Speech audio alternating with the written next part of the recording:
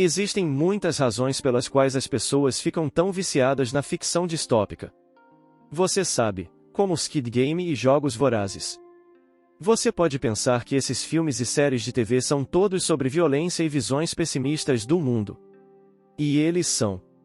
Mas também explorei algumas das questões mais profundas da humanidade. A lista é longa, no entanto, então vamos lá.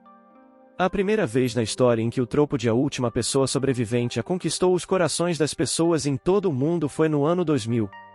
O filme A Battle Royale, um clássico cult japonês baseado em um romance de nome semelhante, foi lançado e provou ser um grande sucesso.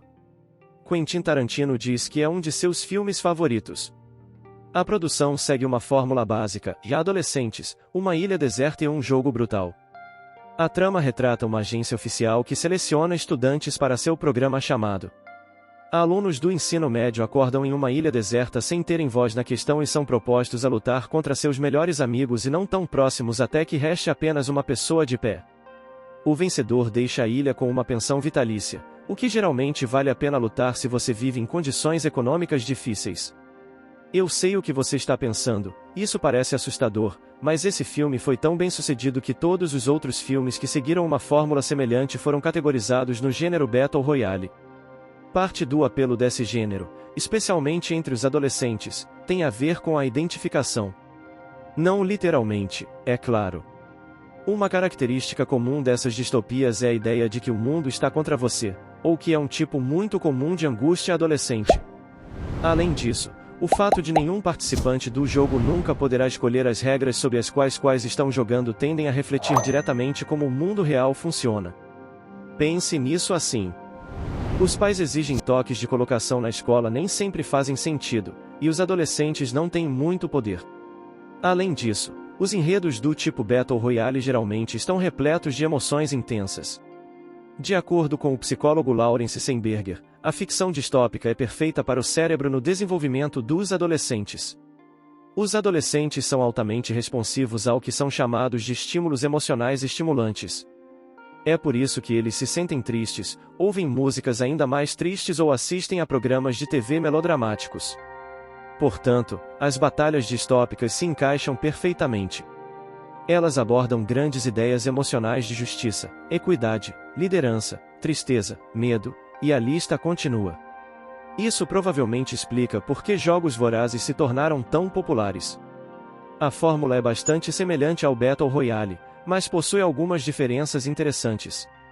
No mundo dos Jogos Vorazes, diferentes distritos têm que eleger à força um representante para lutar em um evento nacional. O objetivo principal dos jogos é o entretenimento. A chamada capital seleciona um menino e uma menina chamados tributos de cada um dos 12 distritos nacionais. O problema é que apenas uma pessoa pode reivindicar o prêmio de uma vida de luxo e conforto pelo resto de seus dias.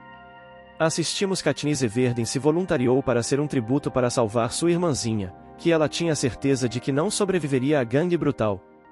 Nas primeiras cenas, nos apresentamos nossa heroína, e sim, todos nós nos apaixonamos por ela, mas ei, esse enredo te lembra algo?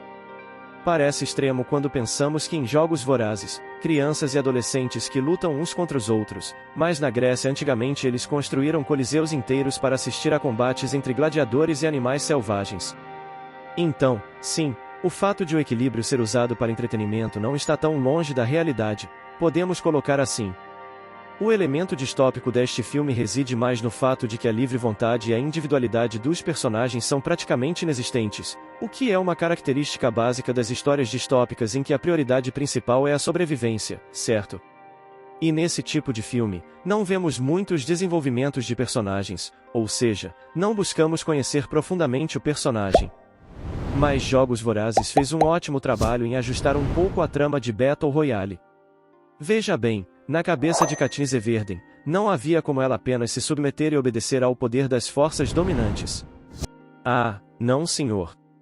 Ela encontrou uma maneira de recuperar um pouco desse poder quando, no final do primeiro filme, ela pega frutas venenosas da floresta e ameaça comê-las e dá-las a Pita, seu namorado. Neste ponto, ela pode ter se tornado uma anti-heroína aos olhos do presidente Snow e seus amigos, mas ela se tornou uma heroína para o resto de seu mundo e para nós, telespectadores. Enquanto narrativas distópicas mais antigas podem ter marcado uma perspectiva de estamos todos condenados, a personagem de Katniss mostra que talvez as pessoas ainda possam ter agência e um pouco de livre-arbítrio. E então há o Squid Game, o fenômeno global mais recente. A produção sul-coreana se tornou tão popular que Paulo Granada, professor da Universidade de Toronto, dedicou um semestre inteiro ao estudo deste programa em sua aula de mídia. De acordo com ele, grande parte do sucesso dessa série tem a ver com sua estética. Veja bem, o programa fala sobre desigualdades e dificuldades econômicas, mas, em contraste, usa muitos núcleos financeiros. Todos os 455 jogadores têm jogadores que usam macacões verdes e são mantidos sob os olhares atentos de guardas mascarados que usam macacões rosa nas cenas mais brutais. Eles usam visuais e filhos infantis, o que é, no mínimo, perturbador. Eles trazem muita comédia para mostrar coisas bastante trágicas. Isso adiciona um novo sabor às distopias às quais estamos habituados a assistir. Declare algo bastante óbvio aqui. Uma distopia é o oposto de uma utopia. Mas sobre o que exatamente estamos falando com todas essas palavras sofisticadas? Temos o termo utopia a um cara chamado Thomas More, que escreveu um livro lá em 1516. Neste livro, ele tentou imaginar como seria a sociedade se não tivesse nenhum de seus problemas principais. Injustiça social, pobreza, desigualdade e assim por diante. Mas aqui está o truque. Utopia em grego significa lugar nenhum. O que significa que, desde o início do termo em si, as utopias já eram uma impossibilidade. Deixe isso afundar. Muita coisa aconteceu desde 1516, certo? Ao longo dos séculos, a humanidade viveu coisas como a Revolução Industrial, a invenção do Wi-Fi e a inteligência artificial. Mas, em vez de dar uma chance para que a utopia exista, essas mudanças meio que fizeram as coisas arruinarem nossas sociedades crescerem cada vez mais. E é aí que nasceu o gênero distópico. Em vez de imaginar como seria um mundo perfeito, esse gênero coloca uma lupa nos problemas que já temos e os leva a um extremo bizarro. É estranho porque temos medo de que possamos chegar a esse ponto na vida real em algum momento, mas também é fascinante. Afinal, se todos pudessem importar sua própria versão de uma sociedade utópica, isso provavelmente criaria caos, ou precisaríamos de muita força para mantê-la, certo? Em Squid Game, podemos ver que o custo de tentar construir uma utopia geralmente é extremamente alto.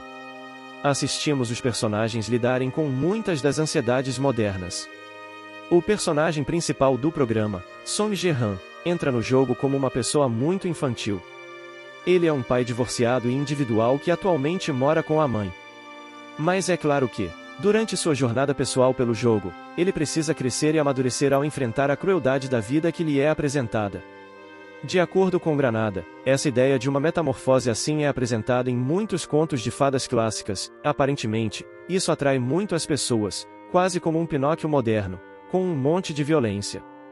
De várias maneiras, as distopias são contos de advertência. Eles nos mostram todos os sinais vermelhos de um mundo em que provavelmente não queremos viver. Agora, qual é o seu favorito? Deixe nos comentários o que você gostaria de ver nos próximos vídeos e o que você achou desse. A seguir estão passando alguns vídeos que talvez você goste. Te vejo lá. Até mais.